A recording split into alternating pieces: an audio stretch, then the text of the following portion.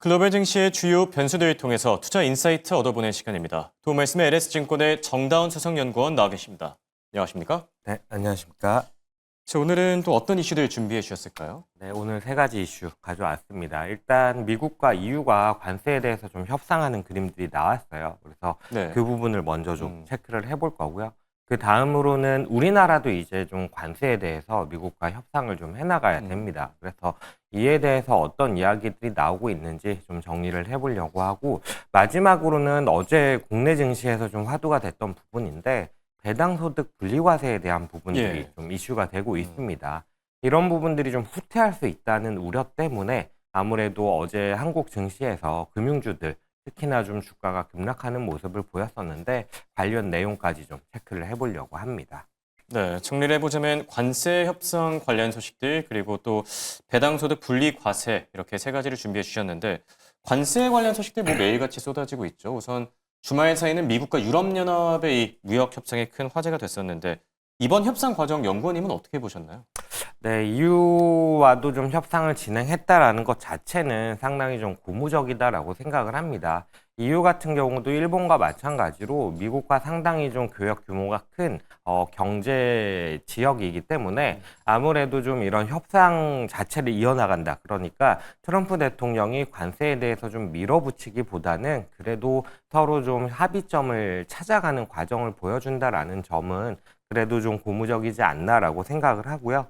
지금까지 EU까지 이제 좀 관세 협상을 진행을 하다 보니까 영국, 일본, EU 그리고 베트남, 인도네시아, 필리핀까지 협상을 좀 완료하는 모습이었고 관세율들을 살펴보면은 영국이 예외적으로 10%의 관세율을 기록을 하고 있는데 나머지 국가들을 살펴봤을 때는 대체로 한 15% 정도가 기준점이 되는 레벨인 것 같다라고 좀 보여집니다.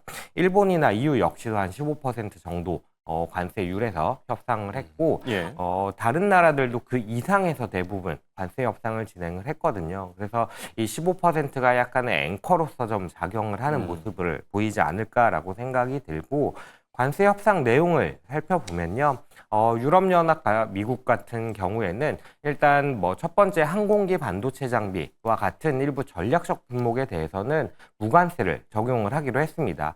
이 부분 같은 경우는 EU와 미국 모두 상대방에게 동일하게 적용이 되는 부분이고 유럽연합이 미국으로부터 이제 관세율을 인하하기 위해서 미국산 에너지 구매라든지 아니면 미국에 대한 투자라든지 이런 부분들을 좀 제시를 한 것으로 좀 보여지고 미국 같은 경우에는 관세율을 인하를 했고 그리고 자동차 역시도 관세율 15%에서 인하를 해주는 그런 모습을 보여줬습니다. 앞으로 이렇게 미국이 관세 협상에 대해서 좀 진전을 보이면서 기존에 생각했던 미국이 관세를 부과함에 따라서 경제적으로 파급력이 좀 안 좋게 미칠 것이다라고 생각을 했던 부분이 그래도 조금은 안정을 찾고 무엇보다도 좀 불확실성이 완화되는 그림으로 가기를 조금은 기대를 해보는 그런 상황입니다. 네. 자, 이렇게 각국이 무역 협상의 속도를 박차를 가하고 있는데요. 문제는 이제 우리나라겠죠. 사실 유럽연합이나 일본을 보면은 상당한 규모의 대미 투자를 약속했는데 우리는 뭐 그 정도까지는 좀 어려울 수는 있겠지만 그래도 뭐 다양한 카드를 준비하고 있지 않습니까? 네, 맞습니다. 우리나라 같은 경우에도 아무래도 이제 관세 유예 종료 기간이 8월 1일이다 보니까 그 이전에 어떻게든 협상을 이뤄내려고 상당한 좀 많은 노력들을 해 나가고 있는데 상당히 좀 어떻게 보면은 시급한 상황이기도 하고 그러면서도 좀 기대감을 가져가는 그런 상황이라고 좀 보여집니다. 우리나라를 비롯해서 주요 교역국들과 미국이 만약에 협상을 못하고 있던 상황이다라고 한다면은 그 정책 스탠스가 이어질까라고 생각했을 때 그렇지 않을 것이다라고 얘기를 할 수가 있습니다. 네. 그런데 대부분의 주요 교역국들과 협상을 해 나가는 과정에서 만약에 우리나라만 좀 배제가 된다라고 한다면은 그렇다면은 우리나라가 혹시나 좀 미국으로부터 본보기로 삼아진다거나 아니면은 우리나라만 약간의 좀 피해를 감수해야 되는 그런 모습들이 좀 나타날 수가 있는데 그렇죠. 일단 그런 생각까지는 조금은 배제시키고 생각을 해본다라고 했을 때 시장이라든지 아니면 관련된 언론 보도라든지 이런 부분들을 바라봤을 때에는 어쨌든 우리나라 역시도 협상에 도달을 할 것이고 도달을 할 때 관세율 같은 경우는 EU나 일본과 같이 관세율 한 15% 정도에서 협상을 이뤄내지 않을까 이런 의견들이 좀 지배적으로 나오고 있는 상황이고요. 우리나라가 미국에 대해서 좀 어떤 부분들을 지원을 함으로써 협상 카드로 활용을 함으로써 협상에 도달할 것이냐라고 했을 때 지금 얘기가 나오고 있는 것들은 일단 농축산물에 대한 부분들 이게 원래는 좀 정부에서 레드라인으로 삼고 그렇죠. 협상 카드로 활용하지 않겠다라는 스탠스를 보였었는데 거기서 약간은 후퇴하는 모습을 보였고 디지털 플랫폼 규제 역시도 사실 좀 상당히 예민한 문제였었는데 이 부분까지도 약간의 협상 카드로 활용될 가능성이 높아지지 않았나라고 생각이 들고요. 우리나라만 또 미국이 할 수 있는 게 뭐가 있냐라고 했을 때 마스가 프로젝트라고 해서 이제 네. 조선과 관련해서 미국이 해군력 증강이라든지 아니면은 조선업에 대한 역량을 강화시키려고 하는 의지를 가지고 있는데 이런 부분들을 지원해 줄 수 있는 국가가 우리나라밖에는 없습니다. 그러다 보니까 우리나라가 이런 부분들을 좀 협상 카드로서 적극적으로 좀 활용을 하려는 것 같고 일본 같은 경우는 직접 투자한다라는 얘기를 했지만 우리나라 같은 경우는 인력 양성이라든지 아니면 기술 이전이라든지 예. 기존에 가지고 있는 역량들을 좀 활용할 수 있는 부분들이 있거든요. 그러다 보니까 우리나라는 이런 부분들을 좀 적극적으로 활용을 해서 관세와 관련된 협상 카드로서 좀 사용을 하지 않을까라고 생각이 됩니다. 어찌 됐건 우리나라 역시도 관세와 관련된 협상을 도출할 것이다라고 생각을 합니다. 다만 그 과정에서 최대한 좀 변동성이 크게 늘어나지 않는 범위 내에서 좀 8월 1일 이전까지 협상이 잘 좀 마무리되기를 기대하면서 좀 지켜보고 있는 그런 상황입니다. 네. 우리 정부가 우리만의 카드를 잘 활용해서 이번 합의에서 좀 좋은 결과를 얻었으면 좋겠고요. 자, 그리고 지금 배당소득 분리 과세와 관련해가지고 이게 뭐 뜨거운 감자로 떠오르고 있습니다. 정치권에서도 말이 참 많은 것 같고요. 연구원님은 어떻게 생각하시죠? 네, 어제 제 생각도 중요하겠지만 네. 어제 시장을 살펴보면은 지금 정치권에서 나오고 있는 얘기들, 언론 보도상으로 좀 나오고 있는 얘기들을 보면 예. 배당소득 분리과세 최고세율이 35%로 좀 정해질 것 같다라는 얘기가 나오는데 이렇게 35% 수준에서 정해진다라고 한다면은 사실 증시 활성화 정책이라는 부분은 약간의 기대감을 꺾게 만드는 그런 네. 정책 스탠스이지 않을까라고 생각이 들고요. 다만 아직까지 좀 기대하고 있는 부분은 뭐냐라고 했을 때 이렇게 좀 35%의 과세율을 가지고는 정부가 원하는 구조개혁이라는 부분이 좀 쉽지 않다라는 것을 알고 그에 대해서 좀 대응을 해서 정책 스탠스를 그에 맞춰가는 것들을 좀 기대해보고 있는 그런 상황입니다. 네.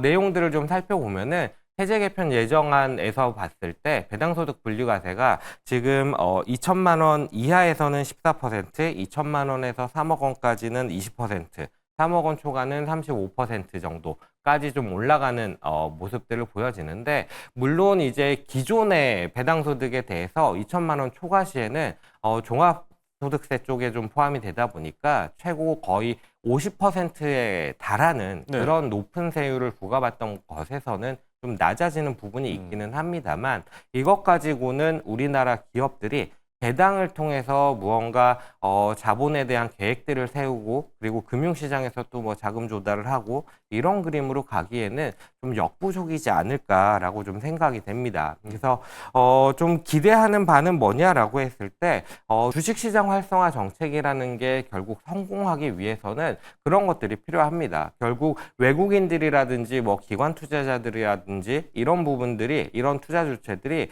자금을 우리나라 주식시장에 유입시키는 것도 물론 중요합니다만 기본적으로는 우리나라 시장에서 내국인들이 개인들이 이렇게 좀 주식 투자를 하고 이 주식 투자를 통해서 지금 퇴직하고 나서도 꾸준한 캐시플로우를 만들고 이를 통해 은퇴 자산으로서 좀 활용을 한다라는 그림이 나와줘야 아무래도 지금 부동산 중심으로 가계 자산이 좀 쏠려 있는데 생산성이 없는 이 부동산 자산에서 자금들이 빠져나와서 주식시장으로 좀 유입이 될 수가 있거든요. 네. 그렇게 했을 때 기업들 역시도 배당을 하게 되고 그런 부분들을 감안을 했을 때 기업들 같은 경우는 앞으로 금융시장에서도 자본 조달을 하기가 좀 용이해지는 모습들이 생길 거다라고 생각이 들거든요. 그런 그림들로 좀 나아가기 위해서는 당장에 좀 세수가 부족해서 재정 건전성이 악화된다라는 우려만을 좀 과하게 할 것이 아니라 약간의 지금 민간 쪽으로 부채라는 부분들이 많이 좀 쏠려 있는 상황인데 이런 부채라는 부분들을 좀 정부가 어느 정도는 끌어안는 모습으로 가져야 되지 않나라고 좀 생각이 듭니다. 지금 세수에 대한 부분들이 이슈가 되고 있는 것 같은데 사실 배당소득세 분리과세를 통해서 기업들이 배당에 대한 유인이 높아지고 이 배당을 좀 기업들이 좀 더 해준다라고 한다면은 지금 네. 알려져 있는 세수가 좀 줄어드는 부분들보다는 상당히 좀 축소분이 많이 상쇄가 될 수 있다라고 생각이 들거든요. 그래서 그런 입장에서 저희는 조금 더 기다려 보면서 그래도 좀 정책들이 주식시장에 친화적으로 좀 이어나갈 수 있도록 좀 기대를 해보고 있는 그런 상황입니다. 네. 참 왠지 어제 이런 얘기들이 들리더라고요. 어제 코스피가 3,200을 회복했는데 기쁜 날인데도 불구하고 개미들은 배가 아프다 뭐 이런 얘기들이 있었던 것 같은데 그렇다면 코스피가 이렇게 3,200을 회복한 상황에서 국내 증시는 어떻게 바라보고 계시죠? 국내 증시에 대해서는 여전히 좀 희망의 끈을 놓고 있지는 않습니다. 다만, 워낙 불확실성, 그리고 정책적으로 이렇게 좀 결정이 돼야 되는 변수들이 너무나 많습니다. 그렇죠. 그래서 저도 이제 앞에 세 가지 이슈를 말씀을 네. 드릴 때 뭐 좀 기대를 하고 있다, 음. 좀 지켜보고 있다, 이렇게 좀 말씀을 드리는 이유가 이러한 퍼즐 하나하나들이 조금 더 완성돼 가는 모습들로 가줘야 그래야 저희도 이제 이에 따라서 좀 판단을 할 수가 있는 건데 다만 좀 말씀드리기로는 주식시장 활성화 정책과 관련해서도 주식시장을 활성화시켜서 우리나라의 경제 구조를 좀 바꿔나가려고 하는 정책이기 때문에 아무래도 좀 기대감을 이어나가는 게 그래도 좀 합리적이지 않겠나라고 좀 말씀을 드리는 거고요. 관세와 관련해서도 마찬가지의 그림으로 좀 바라보고 있다라고 보시면 될 것 같습니다.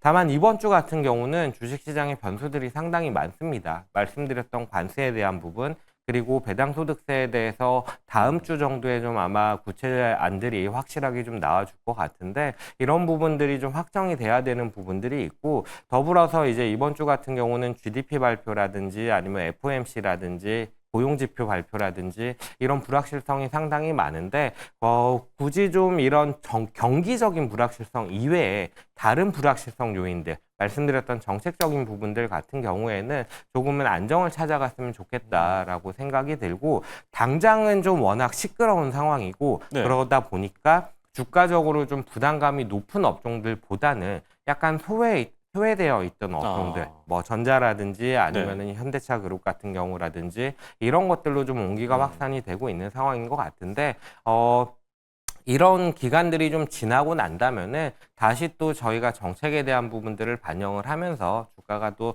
다시 한번 또 레벨업하는 흐름으로 가주지 않을까라고 기대를 해보고 있는 그런 상황입니다. 네. 당분간 소외 업종에 대한 관심도 키울 필요가 있다 이렇게 조언해 주셨습니다. 지금까지 도움 말씀의 정다운 수석연구원과 함께했습니다. 감사합니다. 네, 감사합니다.